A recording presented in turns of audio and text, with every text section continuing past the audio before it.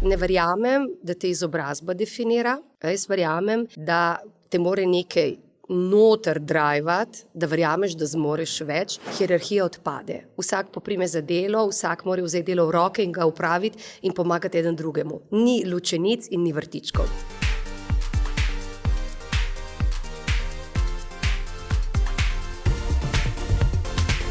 Dobrodošli v podcastu Beyond Leadership, kjer gostimo izjemne posameznike in odkrijemo nove dimenzije vodenja, njihove talente in recepte za uspeh. Z mano je danes ena zelo posebna posameznica. Jaz sem se zelo veselil, da te dobim na podcast. Res, da so se malo sklejevala, ker so oba zelo zaposlena. Tako da lepo pozdravljena, Mojca. Živjo in hvala za povabilo. Ampak lepo prosim, upam, da greva na ti, ne na vi. Absolutno, ne, vikamo se, ne, to je stvar preteklosti. V glavnem, preden greva pokukati v tvoje izjemne možgane, kariero, ki lahko rečemo samo kapo dol in pa čestitke, in pa v bistvu tvoje nove dogodivščine, katerih v bistvu vodiš že 9 let, ne bom se pa tudi takali, kaj je tvoja trenutna funkcija, bi te jaz sred našim poslušalcem predstavil, da greva malo čez kariero, izobrazbo in jaz, ki sem malo te spremljal, sem rekel, moram dobiti Mojco, tako wow, the best. Ok, evo izvoli. Ok, greva prvo malo pogledati tvojo izobrazbo in sicer ti si naredila zelo tak poseben fokus in sicer na Cambridgeu, ja, prav ste slišali, na Cambridge Institutu, si naredila Sustainability Leadership, tako da tega se bo pol dotaknila. Drugače pa, če greva mal čez tvojo kariero, pa bo začela, kaj zdaj počneš. Trenutno si izvršna direktorica Slovenske oglaševalske zbornice in pa predsednica Mednarodnega kreativnega festivala Zlati boben, katerega vsi poznamo. Zdaj greva pa v preteklost, greva mal nazaj na tvoje začetke in sicer že v času tvojega študija te je zelo zanimalo v bistvu radijsko pa televizijsko vodenje, si bila novinarka in pa voditeljica, tudi kreirala si razne radijske oddaje in tako naprej. Potem pa svojo medijsko pot si zaključila na mestu urednice Radia Glas Ljubljane in po tej v bistvu karierni poti v medijih si se fokusirala in pridružila blagovnici Maxi Market, vsi poznamo in si bila direktorica. Drži. Tako da Maxi Market, jaz se prav spomnim, sem takrat hodil blazno dobra trgovina, tako da bravo. No, hvala lepa. Po 4 letih si na to prevzela mesto direktorice korporativnega komuniciranja v Mercatorju, to so bile verjetno takrat zlate časi Mercatorja, ne? Ne, so rekli nekateri, da so bili zlati časi pred tem, ampak takrat nam je šlo dobro, glede na to, da smo se razširili tudi na bolgarski trg, kar pomeni, da recimo, da so se zlata leta še nadaljevala takrat. The best. In po 4 letih si na to prevzela mesto, kako smo rekli, korporativnega komuniciranja v Mercatorju, kjer pa v bistvu ni zajemalo zgolj komuniciranje z vsemi deležniki v Sloveniji, ampak tudi koordiniranje vseh PR služb po tujih trgih. Vemo, da Mercator je v nekem času, mislim, da je bilo 20,000 zaposlenih. 24. Nekaj manj. Ja, kakšnega. Enega. Veliko podjetje. Plus minus ena. Pod tvojim vodstvom se v bistvu je družba Mercator za področje družbene odgovornosti prejela tudi mednarodno nagrado European Business Award. Ponosni na to? Absolutno. In zdaj tvoja funkcija je Slovenska oglaševalska zbornica.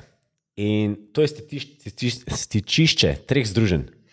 Ja, smo poleg srbskega trga unikum na svetu, kar pomeni pod eno streho agencije, mediji in oglaševalci, kar včasih predstavlja veliko mediacije, veliko potrpljenja, ampak po drugi strani je pa priložnost, kjer se hitro najdejo tudi rešitve. The best. Niso še zaključila. Ne. Greva še naprej. In sicer bila si tudi na Radio Capris, a ne? Dolg časa. To je bila prva radijska postaja moja. Ares, the best. Ja. Radio Express in pa Pop TV. Tako da v bistvu vsi te glavni. Ja, no, radijski postaje bilo je na 15, ki so se potem združile v Radio 1. Ja, in spomnim se, ko sem delala tako na radiju kot na Pop TV-ju na 24 ur in mi je takrat Tomaž Perovič me je posedel in je rekel, glej, poslušaj, Mojca, a bo radio ali bo televizija. In je rekel, oboje hkrati ne bo šlo. In potem sem rekel, Tomaž, rada delam televizijo, pa grem na radio. Tako da, ampak je bilo lepo. Televizija prinese, kamera prinese veliko novih izkušenj, ki ti potem pridejo kasneje v življenju prav. The best. Ok, greva malo pokukati vse te izjemne karierne zgodbe, izkušnje, ampak jaz zmeraj malo sprovociram s prvim vprašanjem, greva nazaj v preteklost, sva na gimnaziji ali pa srednji šoli in sva sošolca v isti klopi. Kakšna si bila takrat? Si rada javno nastopala, si se rada borila, si rada prezentirala? Veš, kaj je bilo zanimivo, da že ne od srednje šole, ampak od osnovne šole naprej se mi zdi, da sem bila ne borka za pravice sošolcev pa sošolk, ampak sem vedno glasno izražala stališča. Nikoli me ni bilo strah posledic, če sem verjela, da je namen, ki ga želim doseči, da je dober. Drugače pa ne, da bi rekla, da sem kot drugače izstopala v nekih pogledih, niti ne. Pravzaprav meni tisto 4 leta srednje šole so dobesedno poletela mimo mene in zame se je pravo življenje začelo na FDV-ju. Ko sem prišla na novinarstvu, srečaš ljudi z vseh vetrov, ki danes tudi delajo zelo različne poklice, ni nujno, da je vsak ostal v medijih in je mogoče tisto kasnejše obdobje bolj vplivalo name, kakšna sem danes, pa kaj počnem. Daj mi povej, ti imaš v bistvu izkušnje iz radija pa hkrati televizije. Ja. A je ful razlika? Ja. Je? Ja. V vsakem primeru pa na radiju, naj mi ne zamerijo radijski kolegi, čeprav ne delam več na radiju, moraš biti majčkeno samovšečen, malo egocentričen, zato da ti ljudje verjamejo tvojim besedam, kaj želiš povedati. Danes humor veliko prinese, ampak če pa želiš biti verodostojen, moraš verjeti v to, kar delaš. Yeah. In predstavljati, tudi predsednik države ni preprosto biti. Skratka, na televiziji je pa zraven še slika, hudič, ne, ker mora slika pa zvok se morata prekrivati, pa mora biti vse kot se šika. Ampak jaz zagotovo radijsko delo v mojih očeh težje z vidika, ker je to samo en kanal, skozi katerega moraš prepričati nekoga, da ti verjame, da to, kar delaš, ima neko vrednost. Ne? The best. Hudo, super. Deva se vtaknem, če ene stvari, ki me zelo zanima. Toliko različnih nekih funkcij si imela v karieri, zelo pomembno odgovorne funkcije, različni klubuki. Kako izgleda tvoj dan? Kako se pripraviš? Kako, a si naprej splaniraš? A si ti jutranja oseba, večerna? Jaz od radija dalje, ker sem delala na parih radijskih postajah tudi jutranji program, prime time program, ko smo vstajali ob 4 zjutraj, pa ob 4:30 zjutraj. 5 AM club. Ja, jaz tega ne bi več, zdaj se mi začne dan okrog 6 ure zjutraj. Pravzaprav pri meni delovnik ni ustaljenega ritma. Rada imam zelo naprej definirane sestanke, obveznosti, ker verjamem, da če nisi organiziran in nisi sistematičen, težko multitaskaš in težko vodiš različne time, ker pri nas na zbornici smo samo 4 zaposlene, medtem ko projektno imamo vse ostale zunanje sodelavce.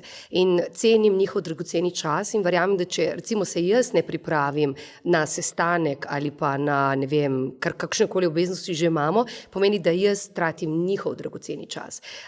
Je pa res, da ker imamo doma kužka, francoskega buldoga, se začne dan z jutranjim sprehodom. Zagotovo poleti so tele sprehodi dosti bolj ljubi kot pozimi, ko sneži ali pa dežuje in je plundra. Ampak se mi zdi tisti jutranji, štart, ki poleg jutranje kave tistega dobrega zagona. In priješ res polnimi pljuči nazaj domov. Potem pa je treba še otroka spraviti v šolo. Jaz imam tudi japonsko kito pa kotona, tako da tudi zjutraj je borba. Je borba, ne? No, tako je pri nas enako. Pejva malo pogledati v SOS. Daj nam malo predstav vsem poslušalcem, ki ne poznajo Slovenske oglaševalske zbornice, kaj počnete, kaj to sploh je. Slovenska oglaševalska zbornica, mogoče uvodoma naj povem, da ni članstvo obvezno, za razliko od kakšne odvetniške zbornice, kar pomeni, da če člani ne vidijo nekih benefitov, ki jih prinaša, enostavno lahko izstopijo. Smisel zbornice pa je predvsem, da zastopamo člane skozi samoregulativne vidike. Zbornica ima oglaševalsko razsodišče, kar je za nas izrednega pomena, skozi katero seveda mi in pa tudi javnost lahko opozarja na nedovoljene, neprimerne prakse. Ni neka izvršilna oblast, ampak praviloma odločitve razsodišča upoštevajo vsi oglaševalci, ko so enkrat z razsodbo seznanjeni. Tako da to je en vidik, zagotovo vključujemo se tudi v zakonodajne zadeve, tako ko smo bili, ko se je zakonodaja spreminja na področju potrošnikov, audio audiovizualnih medijev, mi se vključujemo in to zelo aktivno, prav tako kot tudi za Zakon o medijih. Potem pa po drugi strani imamo izobraževalne vsebine za člane, ki so brezplačne. Verjamemo, da je to neka pomembna dodana vrednost in organiziramo nagrade in festivale, tako SOF, Zlati boben, EFI. Skratka, v bistvu je dejavnost na zbornici zelo raznolika in razvejana. No, tako. Daj mi povej še, in sicer to me je zmeraj zanimalo, malo si omenila, da ste v bistvu niste izvršilna, ampak vseeno probate nekaj, a je veliko kršitev v Sloveniji? Pravzaprav največ kršitev se dogaja na področju nekih suplementov. Okay. Yeah. To pomeni, da praviloma ta veliki oglaševalci dostikrat jaz pravim, da jim malo spodrsne, ko štartajo kakšno kampanjo. Jaz ne verjamem v to, da so vsi zlonamerni, ampak tisti, ki pa zavajajo potrošnike, tako zdaj, če dam primer teh suplementov ali pa recimo, ne vem, slušnih aparatov, kjer najbolj ranljive skupine ti opehariš, je pa to zlonamerno dejanje. Ampak jaz mislim, da tudi na tem področju bo AKOS veliko naredil v slovenskem prostoru in mi smo ta prvi, ki podpišemo, da je treba zaščititi predvsem otroke, pa tudi tiste starejše, upokojene ljudi, ker vsi vemo, da pokojnine niso vedno tako velike in včasih verjameš, da ti lahko ena majhna stvar veliko pomaga. No. Kaj je AKOS? Ne, to, da bomo vedeli. Za priglasitev, nekaj pogooglajte. Daj mi povej, prej sem malo debatirala in sicer rekla si, da imamo nek zakon o medijih od leta 2008. Zakon o medijih naš v slovenskem prostoru je izredno zastarel. Zakon ne zaobjema niti področja družbenih omrežij, kar pomeni tudi nevplivnežev. Veliko stvari je preživetih in odkar sem jaz na zbornici, torej 9. leto teče, smo dali že, mislim, da 7 ali 8-krat smo se vključevali v javnih razpravah v dopolnitve. Jaz verjamem, da bo tokrat državi uspelo spraviti ta zakon skozi. Verjamem, da raje počakamo še kakšen mesec, pa je premišljen, je seveda up to date, ampak ga nujno potrebujemo. Ga potrebujemo za zaščito medijev, ga potrebujemo po drugi strani za zaščito tudi novinarjev, ampak jaz, ko rečem novinarjev, niso mišli samo novinarji, so tudi tonski tehniki, produkcija, skratka je treba vseeno pogledati v širšem aspektu. Pa zdaj tega, ker dosti krat, ko pomislim za nazaj, mi smo na zbornici sicer naredili tudi dokument, white paper za vplivneže, kjer si lahko pomagajo, kaj je treba označiti in kaj ne. In da bo potem v zakonu o medijih to tudi jasno in eksplicitno napisano, da se bojo tudi sami znašli. Ker zdaj se dogaja, da Tržni inšpektorat Republike Slovenije pozna naš dokument in se velikokrat sklicuje, ampak spet, to je white paper, to so priporočila, to ni nekaj, kar je država sprejela. Seveda pa apeliram na vplivneže, da partnerske vsebine, plačljive vsebine vsi označijo. Ker jaz sem prva in sem prva tudi kot Mojca, ne kot oseba, ki vodi zbornico, da vsebina mora biti označena z naslova zato, da potrošnik ve. Da to ni neka subjektivna ocena, da je nekdo, ne vem, bodi si probal, ne vem, čokoladno mleko in je rekel, to je tako dobro čokoladno mleko, da se kar stopi zraven, ne? Ampak je dobil plačano, da je povedal, da je to dobro čokoladno mleko. Ker je treba potrošniku dovoliti, da ima možnost izbire. Ker s tem, ko gre za plačano sodelovanje, pomeni, da je tukaj njegova izbira ali pa, da nima več čisto prostih rok.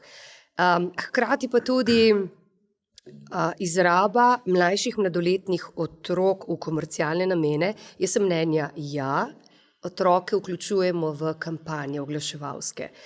Ampak, če pa ti svojega otroka na dnevni bazi vključuješ in to postane delo, je v mojih očeh tretirano tako kot en otrok v Aziji, ko pri svojih 10 letih ločuje plastenke od drugih smeti. Pa, zdaj sem zelo kritična, ampak si dovolim biti, ker je to moje osebno stališče. Ne, se prav, da si tukaj cilj, ne bodo vsi vsega preveč zamirili, ampak mislim, da mora obstajati neka ločenica in da jaz vem, da v tem valu rabe družbenih omrežij in vsega, da nas je to tako posrkalo, da včasih sploh mlajši otroci, govorimo pod 16 let, težko vejo, kaj je res, kaj ni res, kaj je dobro, pa kaj ni. Ne? To smo mi starši, ki jih moramo podučiti, ampak včasih se zgodi, da v tisti nori poplavi vsega tudi nam staršem lahko karkoli uide. Ne povej, kako pa gledaš na to, ki je danes čedalje več, kot si prej omenila, socialnih medijev, influencerjev, oglašuje se res vse. In je to zelo težko, rekel, omejiti ali pa hkrati ločiti, kaj je res, kaj ni res. V bistvu, če pogledava mogoče iz perspektive podjetja, ki oglašuje. Ja. Prepričana sem, da vsak vplivnež, če je verodostojen, pokriva eno področje, dve področji. In ti kot naročnik pričakuješ, da tisto področje mu je blizu, ga pozna v drobovje. Če pa greš pogledati njegov portfelj, pa vidiš, da pokriva od avtomobilizma do pleničke za otroke, je potem na naročnikovi strani se odloči, ali je to primeren sogovornik, ali bo tudi ta sogovornik lahko predstavil tvojo blagovno znamko naprej potrošnikom. Skratka, a je tega veliko ali ne, tega bo vedno več, ampak se pravi, 5 partnership, označene vsebine in se lahko odločiš, kaj je pa kaj ni. Zagotovo pa, ko gledam, lastnega sina, ki je star 11 let, njegov attention span je res 50 sekund, meni je to grozljivka, pa ga vprašam, koliko lahko tako hitro, gled mami, če me ne potegne tako, jaz grem mimo, mi vseeno pogledamo, ali se potem zgodba razvije. Mislim, to je grozljivka, ker če pogledaš te nove generacije, da jih moraš ujeti v prvih 5-10 sekundah, če ne si izgubil. To je zame nepojemljivo, moraš vedeti, jaz sem stara 50 let, jaz sem še X generacija, tako da je večkrat drugače. Ne, zanimivo, se strinjam, tudi jaz 13-letna ta-mala tudi, to je noro, čisto drugače se dojemajo. Vse gre hitreje. Ja, res naspideran. Deva se tako, zanima me, imela si zelo bogato kariero, radija, televizija in pol kar naenkrat se odločiš in greš za direktorico blagovnice Maxi Market oziroma Maxi. Vsi poznamo, znana, zmeraj je bila, če gledaš, kam bi šel, Maxi Market. To je bil pa preskok karierni. Jaz nisem nikoli delala malo prodaj, da se razumeva. Jaz sem doštudirala novinarstvo in potem, šele ko sem bila v Mercatorju, sem naredila še na ekonomiji magisterij. Predtem, ko si meni razlagal, vse si vedel, kaj je RVC, ampak ko smo bili pri EBD pa EBIDarju, smo bili že spolsko področje. V resnici, ko sem zaključila kariero na RGL-u, je bilo takrat več lastnikov in mi smo, recimo, kot zaposleni doživljali, da so bila pač določena nesoglasja ali pa vsak je želel obrati svojo poslovno pot in smer, katero so lastniki začeli zasledovati z RGL-om, ni bila v sozvočju s tem, kar je bila moja vizija RGL-a. Ker vseeno RGL je veljal za verodostojno radijsko postajo, kjer ti bučki niso mogli prodati. In se je spremenil, danes poznamo v Radio Aktual, ki je povsem drug format radijske postaje, ki pa meni ni blizu. Ampak govorimo z uredniškega vidika. In enostavno sem rekla, zdaj imam pa jaz medijev, rejtingov, na uro, na teden, na mesec, veš, kako te skozi bombardirajo, ker seveda to je povezano s prodajo glasnega prostora. In jaz sem enostavno 4 predsednikom uprav napisala mail. 4 predsednikom uprav, 2 sta me povabila takoj na razgovor. Eden mi je napisal, da v tem trenutku ne rabi, ampak me je povezal z HR-om, od enega nisem dobila odgovora.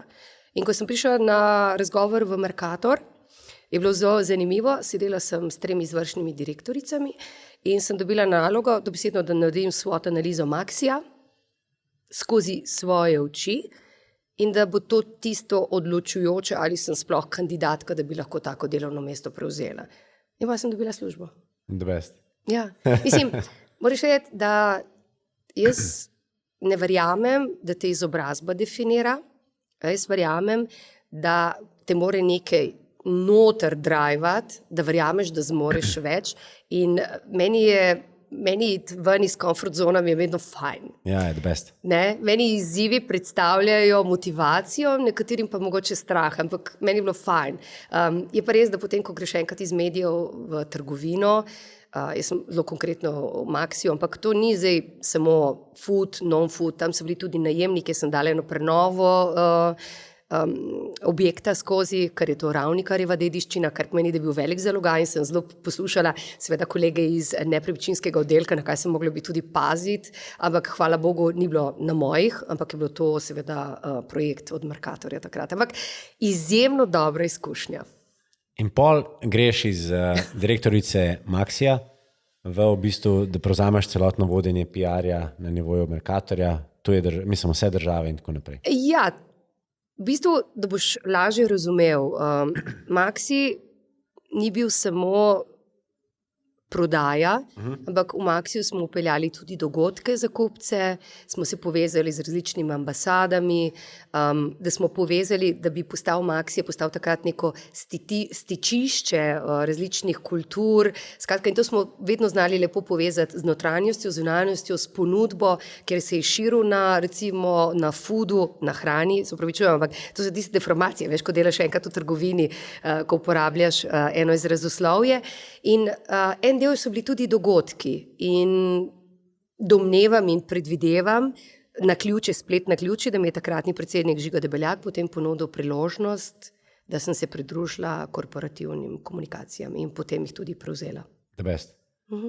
Koliko je to, bom rekel, zahtevna naloga? Ker dejansko vse, kar komuniciraš, verjetno moraš prilagajati na različne trge, različne ciljne publike, moraš se odzvati na spremembe.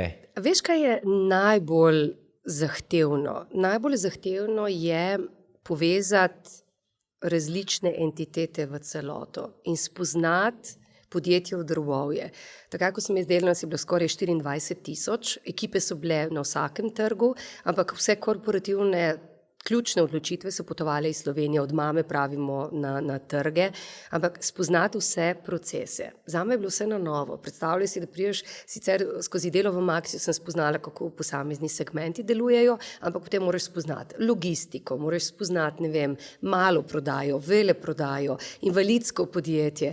Skratka, in potem seveda, ko to poskušaš dobro delati, je potem še drugi segment, kjer moraš razmišljati o tem, kako podjetje v prostoru, v katerega je umeščeno, tudi mora vračati. Ker pri meni mi smo imeli tudi mi smo imeli donacije in tudi nekaj sredstev, da smo podpirali bodisi lokalna društva, kar mislim, da v Mercatorju še zmeraj nadaljujejo, ampak je bilo treba vsako stvar vzeti v roke, prebrati. Tako da s sodelavkami takrat v oddelku je bilo treba vsako prošnjo, ki smo jo dobili, prebrati in se odločiti, ali lahko pomagamo, ne moremo pomagati, v kakšnem obsegu. Skratka, je zelo kompleksno delo. Ne, po trgih pa absolutno. In potem, ko se ti zgodi, ne vem, miška v kozarcu, vse vrši, zdaj se hecam ali pa, se veš, kako je, ne? 15 ali 20 let nazaj, ko se je zgodila kakšna malenkost, ko je en kupec dobil bodisi pokvarjeno blago v trgovini, to ni završalo, danes vse završi. Skratka, ne, tisti, ko moraš menedžirati majhne požare, je vedno zanimivo. Ampak potem se vzpostavijo mehanizmi, pa sistemi, pa ekipe, ki potem to dobro menedžirajo. Ampak je pa trgovina zelo na udaru. Ja, v primerjavi z ostalimi panogami, no. Verjamem, skozi imaš stik s kupci, ne? Skozi. Pa mi smo zelo verbalni. Verbalni. Pa zahtevni v resnici, ne? Ker se pričakuje, da bo, ne vem, bodisi prodajalka na blagajni vedno nasmejana, bo imela dober dan, kupec pa lahko vedno svojo slabo voljo stresa nanjo, ne? Tako da jaz, ko enkrat delaš v trgovini, jaz pravim, sem delala v trgovini, pomisliš dvakrat, preden si osoren. Ker tudi ta oseba ima čustva na drugi strani in mora dejansko te postreči do konca z nasmeškom na obrazu. Pa te isto je, no, ne vem, bodi si na šalterju od banke ali pa kjerkoli drugje. Vedno je treba imeti v mislih, da je tam oseba na drugi strani, ne, ker jo lahko mi prizadanemo, ona pa na drugi strani se ne more niti odzvati, ne, ker ji tega ne dopušča. Delo. Ja. Drugače, moja prva služba kot študent je bila v Mercatorju, tako da sem moja je bila po tiskarni. Moja po tiskarni, evo. Golno pozabil, najdu sem $10,000 enemu pade na tla zaradi moje blagajne in ker smo takoj prijavili to, ni zdaj, da bi si razdelili, ampak to vzame trgovina, tako da sem bil takrat malo razočaran. Ja, ampak če se verjetno kupec vrne in pove, da se je to zgodilo, njemu, seveda, tako. Da ne bo kdo mislil, da kdo spravi kaj v žepke, ne? Ne. No, tako. Prej vas malo dotakniti različne funkcije, ogromno odgovornosti, velike ekipe. In če zdaj malo pogledati tudi zdaj na Sozo, imaš v bistvu ekipo, ki jo vodiš, kaj je te pomembno, ko sestavljaš ekipo? Kakšne lastnosti, na kaj se fokusiraš? Ko izbiram ekipo, prva stvar, ki je ključna, preden se sploh pogovarjamo dalje, so kompetence. Kompetence za delovno mesto, ki je odprto, ki ga mora oseba upravljati. Seveda, še enkrat, kot sem že poudarila, jaz ne verjamem, da je izobrazba odločujoča. Zagotovo pa pismenost človeka je pomembna pri delu, ki ga upravljamo. To je ena od stvari, ki najbolj trpim, ko odpreš družbeno omrežje, pa vidiš polpismene ljudi. Vem, kar lesije skočijo po konci. Ne pravim, da mora vsak znati postaviti vejco na ta pravo mesto, ampak veš, veliko je anglizmov, veliko je hrvatizmov. Skratka, kompetence na prvem mestu, potem pa, ko enkrat se oseba pridruži ekipi, mi je zelo pomembno, kako se ujame z ostalimi člani ekipe. Ker verjamem, da solist k nam ne sodi. Jaz verjamem, da mi imamo lahko pevski zbor, kolikor se da uglašen, zdaj če zelo metaforično uporabljam, ne verjamem pa v soliste. Soliste zato, ker pri nas nekdo ne dela samo svoj vrtiček. Ko delamo pomembne dogodke, velike dogodke, hierarhija odpade. Vsak poprime za delo, vsak mora vzeti delo v roke in ga upraviti in pomagati eden drugemu. Ni lučenic in ni vrtičkov, tega ne maram. Pa etičnost pri delu. Moram priznati, da sem sama zelo pedantna, ker imamo več lastnikov, ker konec koncev lastniki zbornice so naši člani in mi njim odgovarjamo, zato mora biti delo natančno narejeno, zato tudi imamo revizije na zbornici, pa ne zato, ker bi kdorkoli zahteval, da se revizije delajo. Revizije so se začele z mojim prihodom, ker se mi zdi, da je to ogledalo, ali prav vodim zbornico. In s tem sem jaz bolj pomirjena in moje sodelavke, da potem lažje, veš, zagovarjaš karkoli. Skratka, pa hkrati vrednote, ki jih ima posameznik. Jaz verjamem, da tisto, kar si doma, si tudi na delu. Jaz ne verjamem, da obstaja neka jasna ločenica, da je nekdo doma zelo prijazen v pisarni, pa ne bo. Ali pa, da bo, ko je, ne vem, sangvinik doma, da pa nedeljo ne bo sangvinik. Jaz ne verjamem, da je temu tako, no. Kaj pa work-life balance? Verjameš v to ali misliš, da imaš skozi v bistvu, če imaš ta passion, da je skozi malo služba s tabo? Pri meni je služba skozi mano. Ampak je tako. Mi dva s partnerjem, ko smo se spoznala, jaz sem pa takrat še v Mercatorju, ne bom rekla, da sem spala v pisarni, ampak ni bilo daleč od tega, ker pač se delo nikoli ne konča in vedno gasiš požare, oziroma ali pa tudi ne. Mi da so se to dogovorila, preden se je otrok rodil, da pri meni bo vedno preplet dela pa službe, ker verjamem v to, da čez dan se posvetim in otroku in partnerju, ampak zvečer, ko je mir, ko imam končno, veš, ti ne zvoni telefon, ker ne letijo maili, da lahko kakšno stvar v miru narediš, ki terja od tebe mogoče tistih 10 minut umirjenosti, da lahko spelješ. Ampak meni to ni stres. Jaz težko povem, za nekatere je veliko lažje, da zaključijo 16:30 in grejo domov in je odklop. Jaz pa tega ne jemljem kot obremenitev. Jaz tudi si ne predstavljam, da bi še iz dopusta imela 3000 mailov notri. Mene bi kap zadela. Ja, jaz sem tudi tak. Ne morem. Tisto 1 urco na dan, zjutraj staneš, ko vsi še spijo, pogledaš maile in nič ne gori in je to. Točno to, meni je tudi to the best. Ponovadi tako, da moje 2 spita, jaz zjutraj lepo kavico, na dopustu lepo podpredinam, pa imam pa zajtrk. Tako, enako.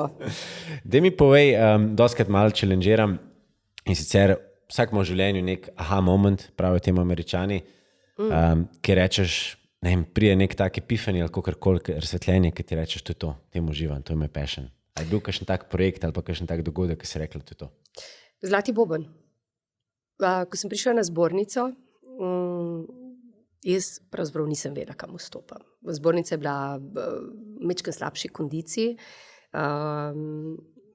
ampak vsi so se strašansko trudili, ampak se veš, kako včasih gre krivulja, leta 2008 so šle stvari dol.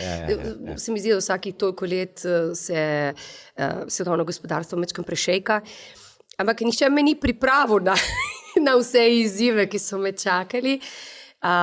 In ta projekt Zlati boben je bolj svetla točka vsega, kar se je meni nagrmadilo na mizi.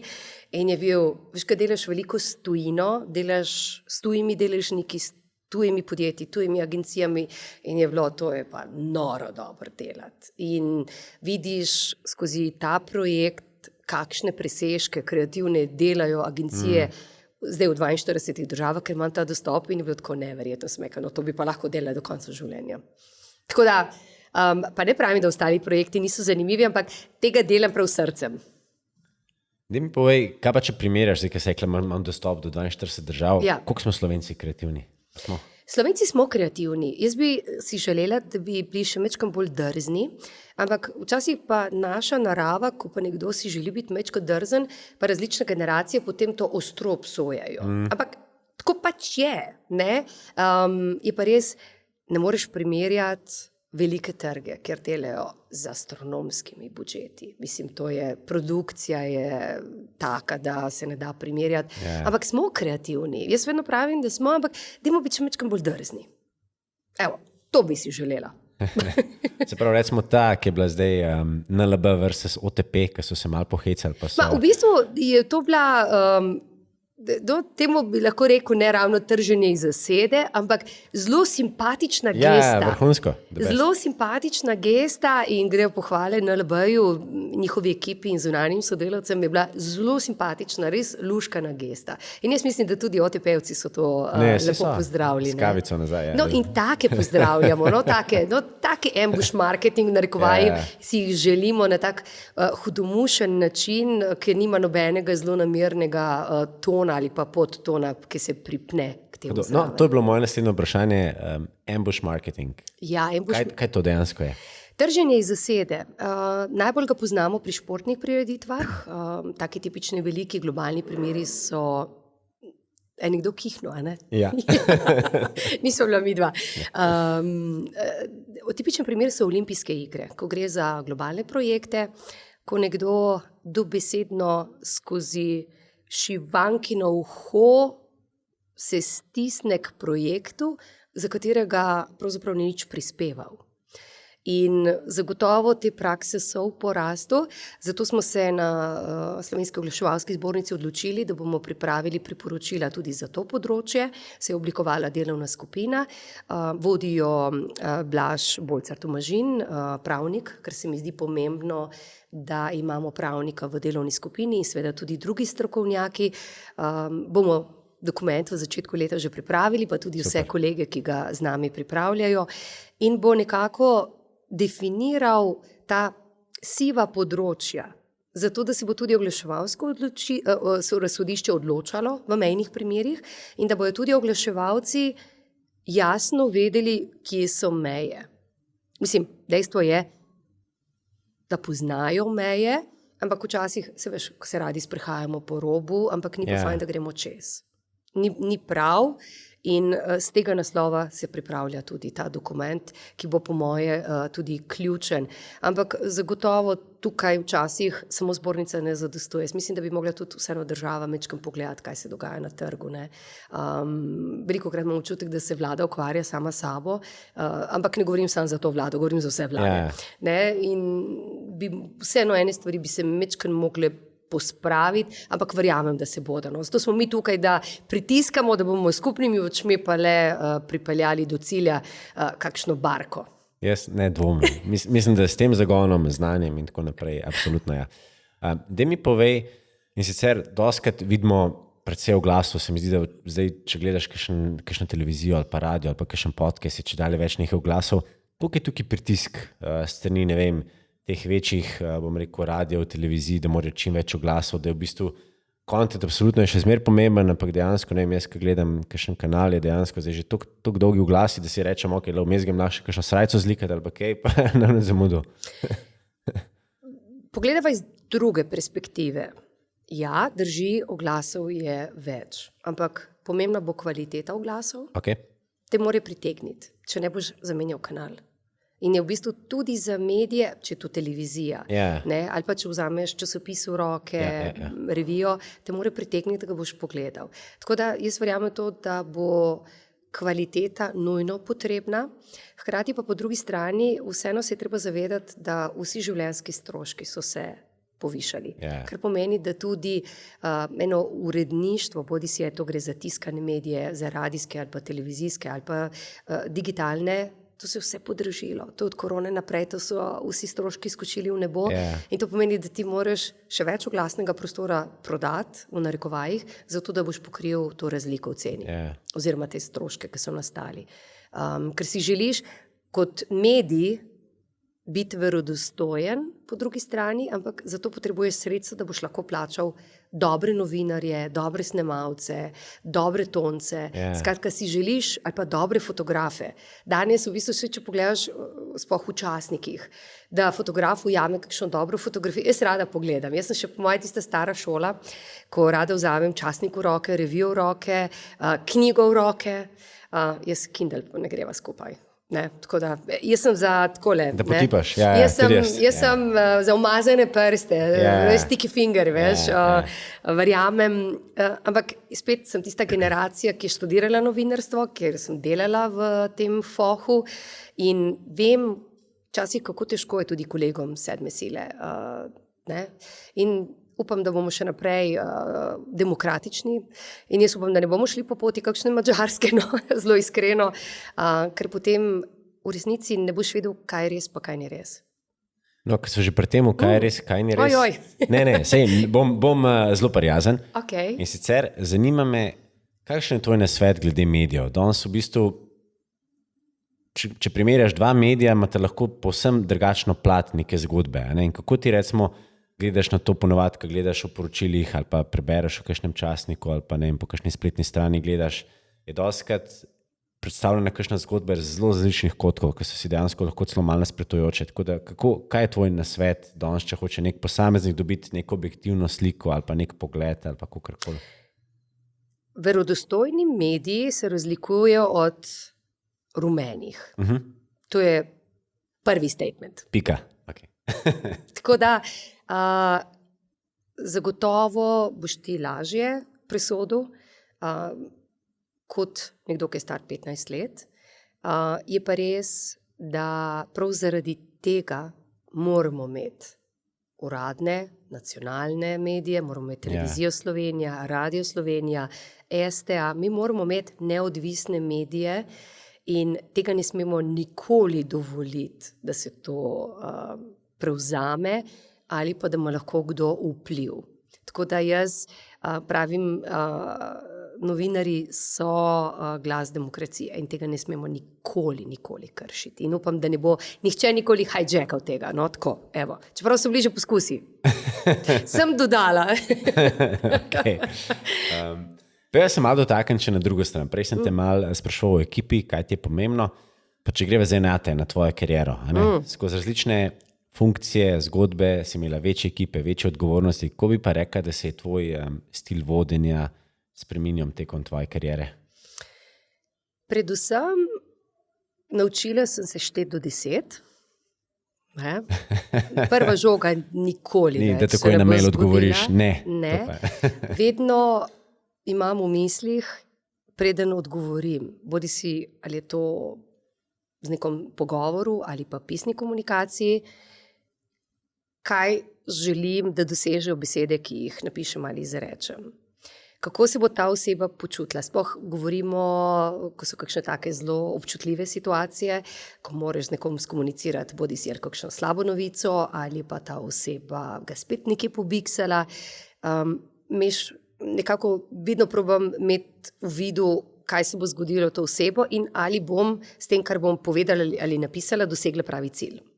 Skratka, komunikacija se je tukaj spremenila, dejansko sem bolj ciljno usmerjena, ne spreminjam ciljev, verjamem v neke dolgoročne cilje s kratkoročnimi postanki, pa predvsem postala sem bolj pragmatična in fleksibilna, zato ker včasih je treba se prilagoditi, ker na vse ne moreš vplivati. Ti kot vodja ne moreš vedno vplivati na vsak del procesa, ali bodi si projekt ali pa nečesa. Skratka, pa mičkam več potrpežljivosti. Je pa res, da jaz sem zelo glasna oseba, da pravijo, da jaz včasih se pohecam, ker na Primorskem piha burja, moraš bolj glasno povedati, čeprav zdaj sem v Celju doma, ampak se me to še kar drži. Tako da me ne moreš ravno preslišati. Je pa tako, da verjamem v pogovor, verjamem, da lepa beseda lepo mesto najde, predvsem hvala pa prosim. In verjamem, da kot vodja, ko si nekdo zasluži pohvalo, si jo zasluži, ne da jo sliši samo on, ampak da jo slišijo tudi ostali. Pa znaš dati pohvalo? Vedno. Vedno.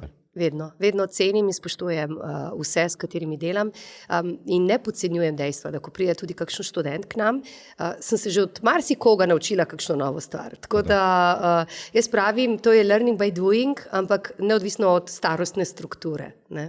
Kaj pa tvoj nasvet, recimo, za konstruktiven feedback? Doskrat se pogovarjamo o sandwich metodi, ne, da rečeš, ti si vrhunski, ampak tole me moti, ampak dejansko si pa ful vrhunski.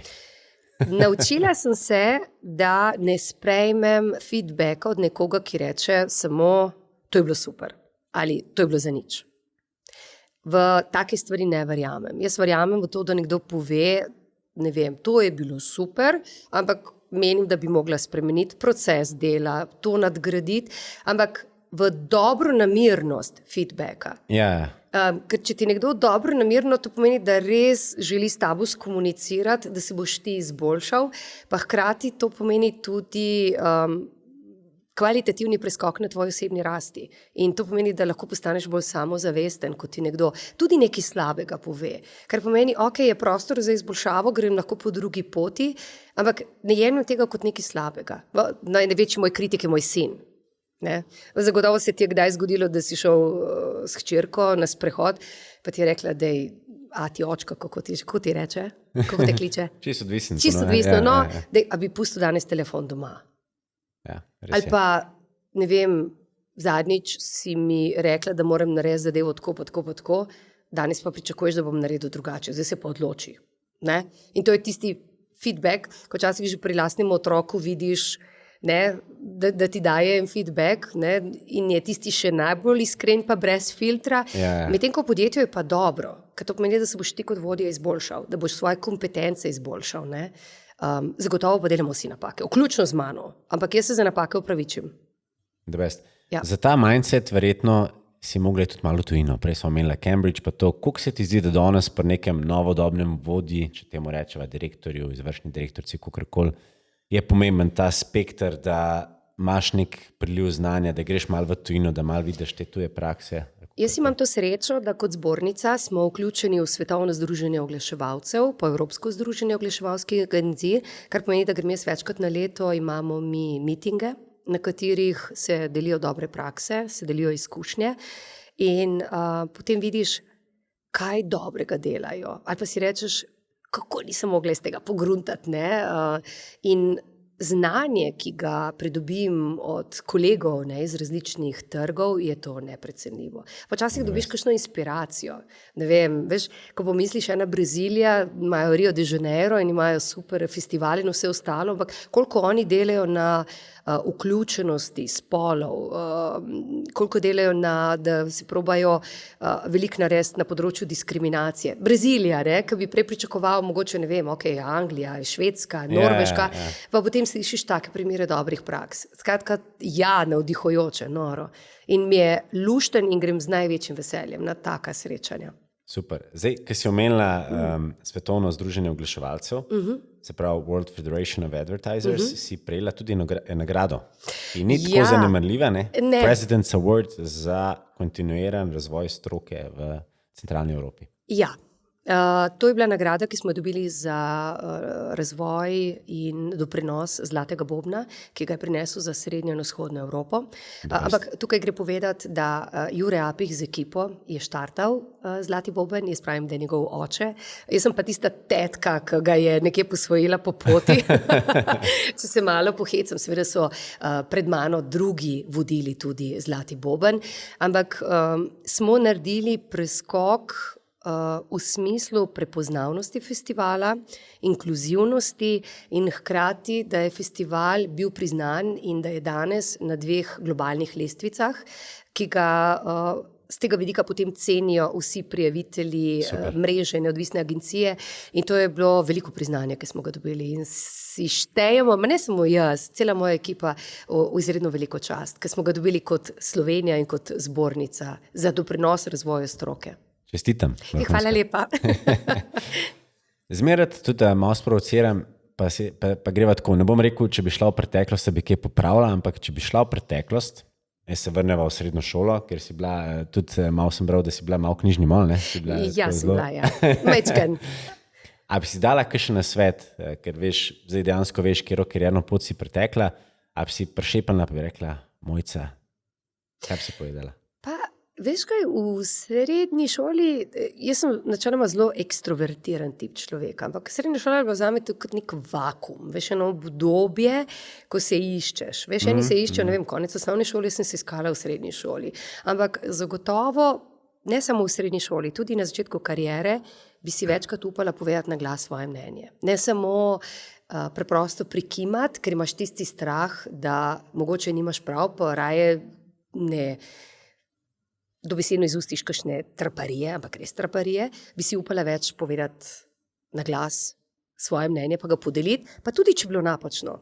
Jaz to vedno vsem mladim pravim, jaz nisem požrla enciklopedije. Ko se nam pridružijo mlade sodelavke, ki, ne vem, bodi si še študirajo ali pa so na začetku karierne poti, povej svoje mnenje, podeli ga. Ni prav ali narobe, ne? Lahko se bo pa izkazalo super ideja, ki jo lahko uporabimo. No, skratka, povedati več kot na glas. No, to bi zagotovo spremenila v svojem življenju. Jaz sem dostikrat slišal, da veš, kad ti ljudje rečejo ne, to pomeni ne ta trenutek, ne. Jaz pravim, da ne pomeni, veš, da se ne bo odprla druga vrata. Točno ali to. pa bo nekdo ujel ta ne, pa bo rekel, hej, jaz pa mislim, bova pa midva. Ne? Jaz ne verjamem v ne. Ne verjamem v ne in me noben ne bo prepričal. Jaz verjamem, da vedno obstajajo priložnosti, ampak kot si samo omenil, mogoče ne tisti trenutek, mogoče to čez en dan, 1 leto ali pa 5 let. Zdaj, s 1. aprilom 2024 si začela 3. mandat. Ja. Se pravi 9. leto. Ja. Kakšni so cilji, oziroma kako se počutiš zdaj, ki si v bistvu 3. dobila že zaupanje? Velika odgovornost. Če tudi navzven ne izgleda, je to izredno velika odgovornost.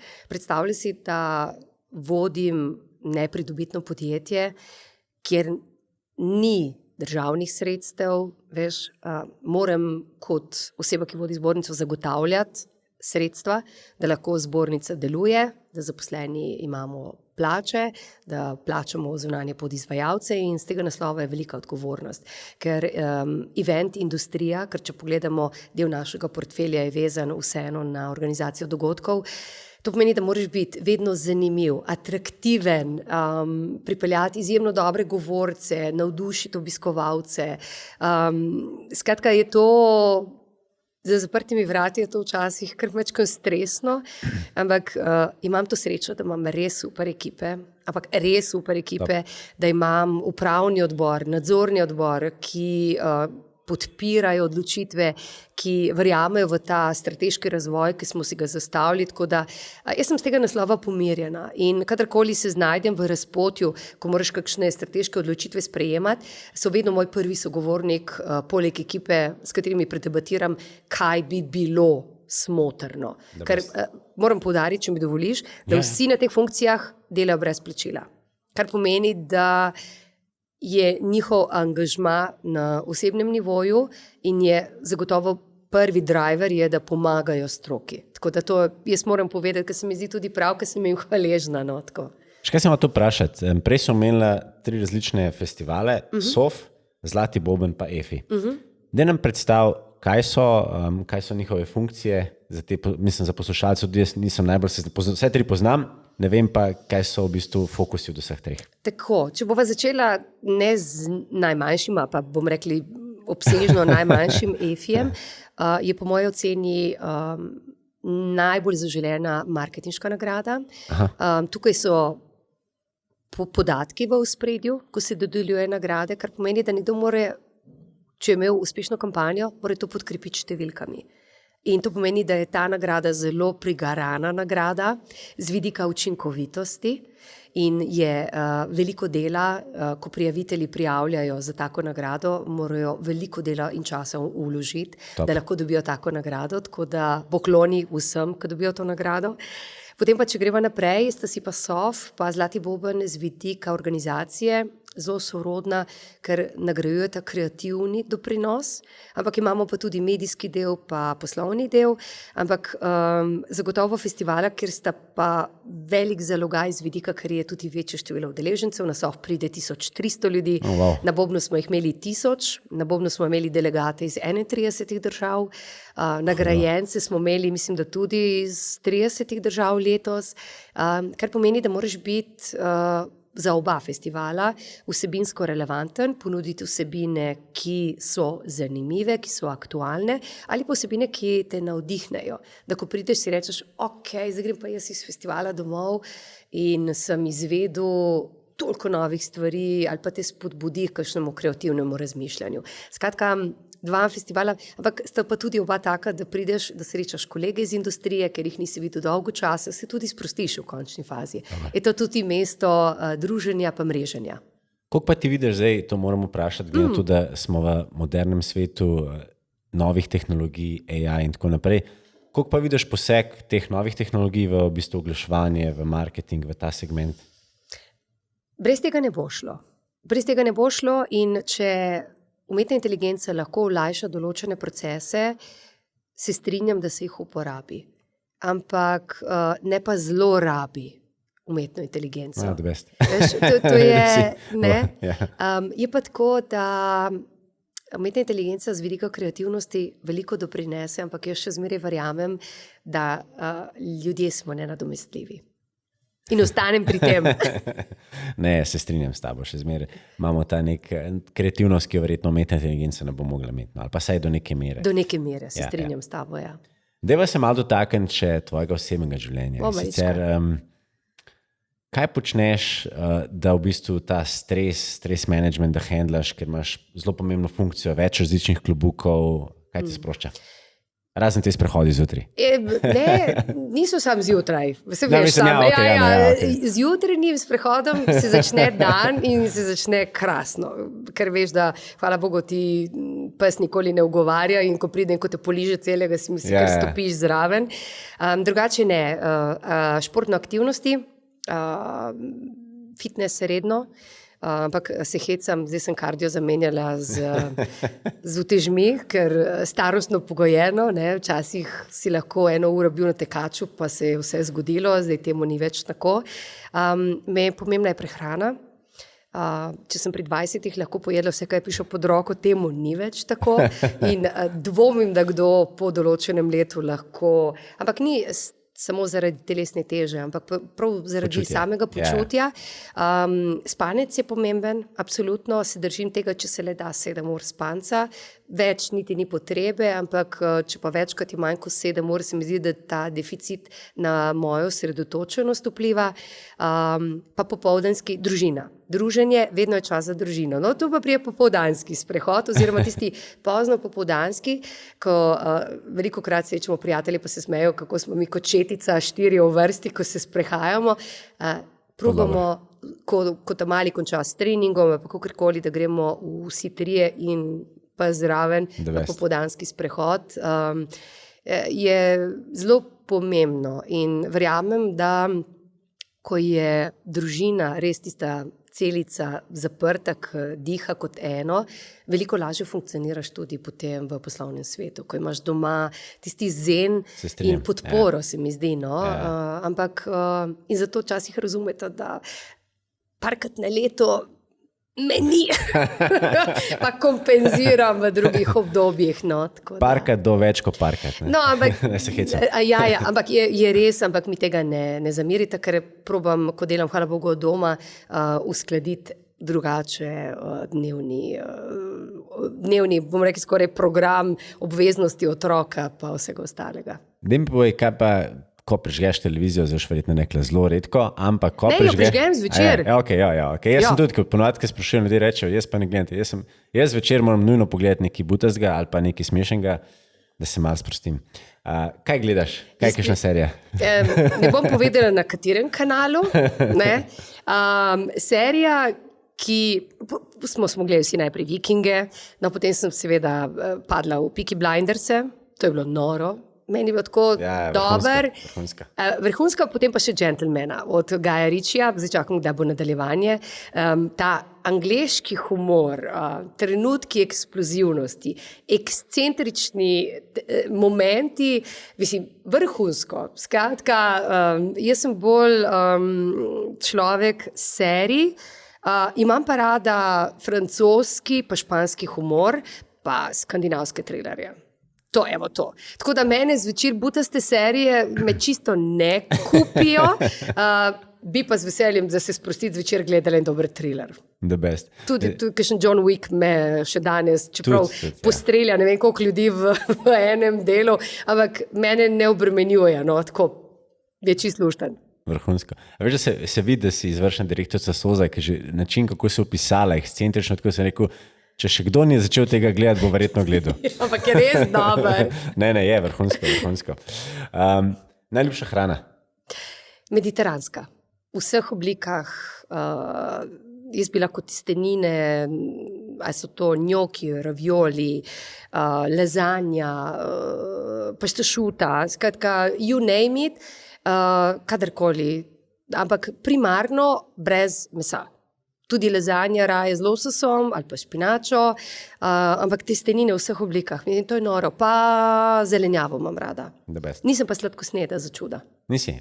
Ne, mi sladko lahko črtam, zagotovo pa kdaj sinom z Martinom za vikend, ko ima partner tenis, si narediva kokice, se usedeva pred televizijo in jeva kokice. Super, za sprostitev. To vam jaz v planu ta vikend. Daj mi povej še, a si imela v življenju kakšnega mentorja? Vem, da si ti tudi vzornica, mentorica mnogim. Si imela tudi ti v karieri kakšnega? Veš, kaj je zanimivo? Da moja mama je vodila podjetje, ki se je imenovalo Propaganda. The best. Ne? V Kopru ukvarjali so se s sejemskimi storitvami, organizacijo dogodkov, tako da sem bila velikokrat na sejmih kot hostesa, predvsem za italijanska podjetja, da sem prevajala iz italijanščine v slovenščino in obratno, pomagala postavljati štante, delala sem v tiskarni, to je bilo tudi moje prvo dijaško delo. V bistvu anekdota, včasih je bil to sitotisk in ti si sito počistil z alkoholom. Zdaj si ti predstavljaj 14-letno deklico, ko je čistila z alkoholom in vsi tisti hlapi, veš, ko so izpuhtevali. Skratka, mene je mama naučila od malih nog, da kruh si moraš zaslužiti, moraš spoštovati vsako delo, ampak v resnici me je ona navdušila za vse te stvari, čeprav sem jaz rekla, ne, jaz bom pa delala, jaz bom pa v novinarstvu, povsem drugega. In medije so pred njeno smrtjo ravno ugotovile, da je to podjetje delalo del produkcije Zlatega bobna pred več kot 20 leti, katerega sem jaz danes predsednica. Tako da, čeprav želiš ubežati svoji usodi, na koncu prideš točno na tisto pot. Tako da, jaz ko pomislim nazaj, ko sem bila v njihovem studiu oblikovalskem, ko si videl včasih, so delali oblikovalci vse na roke, danes je to 5 klikov na računalniku, ko me danes vidim, da v bistvu sem s tem odraščala in me je ona na to pripravljala, čeprav sem potem naredila 4 ovinke v medije pa v trgovino, ampak danes sem tu. Ampak nisem pa marketingaš, sem komunikator, pa v bistvu menedžerka. Eko, da ne bomo ostali pri moških. Če bi zdaj vzela tvoj telefon v roke, kaj so aplikacije, ki jih imaš najbolj pri srcu, najbolj uporabljaš? Za sprostitev so podcasti. Zelo rada. Bodi si je to na sprehodu ali pa na kolesu z eno slušalko, drugače pa na dnevni bazi LinkedIn. The best, tudi jaz. Ker rada prebiram različne vsebine. Nimam rada samo eno stvar. Tako v bistvu v resnici, ko govorimo o prebiranju knjig, jih rada prebiram na morju, takrat je čas, da si lahko vzamem res. Drugače pa strokovna literatura, članki. Se mi zdi, da me toliko različnih stvari zanima, da na LinkedInu lahko toliko stvari poklikaš naenkrat in pridobiš informacije, pa tudi po moje sem naročena toliko enih newsletterov, da vedno se nekaj najde, da moram poklikati pa prebrati, tako da se mi zdi včasih, veš, da imaš glavo polno, pa si rečeš, ampak še kar te veliko stvari zanima naprej. A imaš kakšnega podjetnika ali pa podjetnico, slovenski ali pa tuji, ki ti je inspiracija? Jaz sem spremljala poslovno pot Angele Ahrendts. Ona je bila prva dama Burberryja. Potem je njena karierna pot jo peljala tudi na Apple. In kaj je bilo njeno vodilo pri vodenju podjetja? Postavi na prvo mesto ljudi. In zato je ona tudi takrat dobila ponudbo, da je prišla na Apple. In mislim, da takrat ravno v času, ko je ona, mislim, da je bila funkcija podpredsednica Appla za prodajo, malo prodajo, je ona takrat skupaj z zaposlenimi naredila to transformacijo na prodajnih mestih, kjer v bistvu je večja inkluzivnost potrošnika, da nisi več kot kupec, ampak soustvarjaš, soustvarjaš znamko. Tako da ona je bila meni taka zanimiva inspiracija, ker čeprav vsi vemo, kot vsak menedžer moraš gledati na poslovne rezultate, ampak je pot in način in s kom je pa tisto, kar te razlikuje od drugih. Mojca, še zadnje vprašanje, najpomembnejše, da naredimo malo pritiska. Malo zašvicaš. Da malo že zašvicaš. Mi imamo že kar lepo bazo poslušalcev, od izvršnih direktorjev, predsednikov, pa tudi do študentov in pa mladih podjetnikov. Kaj bi bil tvoj nauk ali pa več naukov, ki bi dala kot nek vodilo, nek nasvet? Jaz bi rekel v življenju, hiti počasi, bodi oprezen, ne pozabi, da kurja lojtra je vedno posrana, se opravičujem temu izrazu, in greš enkrat gor, lahko da greš tudi enkrat dol, predvsem pa ne pozabi uživati v tem, kar delaš, ker to se mi zdi, da potem se tudi odraža navzven in se zagotovo lahko prenese na ljudi, s katerimi delaš, ne samo v najožjem smislu, ampak tudi navzven. In zagotovo nek pozitivizem pa pozitivna naravnanost pomembno prispevata, da verjameš v uspeh, ki je majčkeno bolj nalezljiv. The best. Dragi poslušalci, še enkrat z menoj je bila Mojca Briščik, izvršna direktorica SOZA in pa hkrati predsednica Mednarodnega kreativnega festivala Zlati Boben. Mentorica, bogata kariera od Radia Capris, Radia Express, Pop TV-ja, Maxi Marketa, Mercatorja in pa do trenutka, kjer si zdaj v bistvu že 3. mandat. Tako da, Mojca, še enkrat hvala za tvoje izkušnje, poglede, da si nas popeljala v ta oglaševalski prostor. Res, hvala. Hvala za povabilo. Spremljate nas lahko na vseh 13 kanalih, kot so Spotify, Apple, Google, Castbox in pa tudi YouTube, LinkedIn, Instagram in pa Facebook, kjer imamo že ogromno skupnost, kjer nas je preko 2000. No, pa tudi novo spletno stran beyondleadership.si. Se že veselimo vaših novih poslušanj in pa dogodivščin.